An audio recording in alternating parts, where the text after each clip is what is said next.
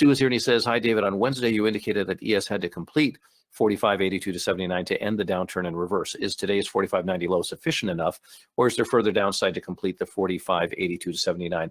You know, in my opinion, there's still more that does need to be done. We gave out a date today, Stu, in the room in our meetings. It's not exactly a perfected forecast for the date that they would do that, but it is something that we're watching. And I can tell you on two levels. Number one level is that as a preference, you know, let's say that the 6-month top is going to get blown through and that we're just going to go up for another year. Let's just say that that's going to be the case. If that is going to be the case, I sure would love, as a preference, to have the 45.82 to actually be tested and completed.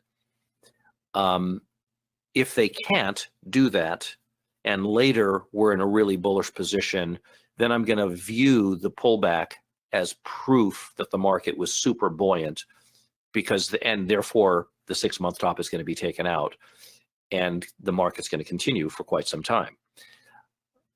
You know, for whatever reason, I'm just not a believer that is going to be the case. I'm not certain that I really think the market's going to be moving up to make all-time new highs again.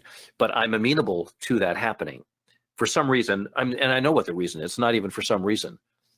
It's for the reason that the 6-month top is in at the end of this year. That's the reason.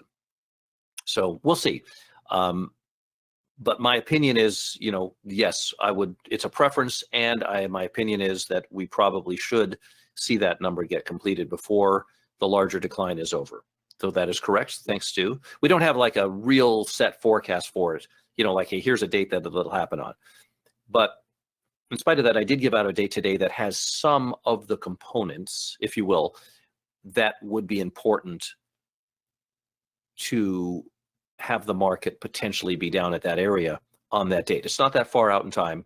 And I'll tell you this, it's next week, but I'll give you the day here. And even though it's not a really absolute forecast, it's something that we're watching that may turn into a forecast, a real direct forecast. So thanks, Stu.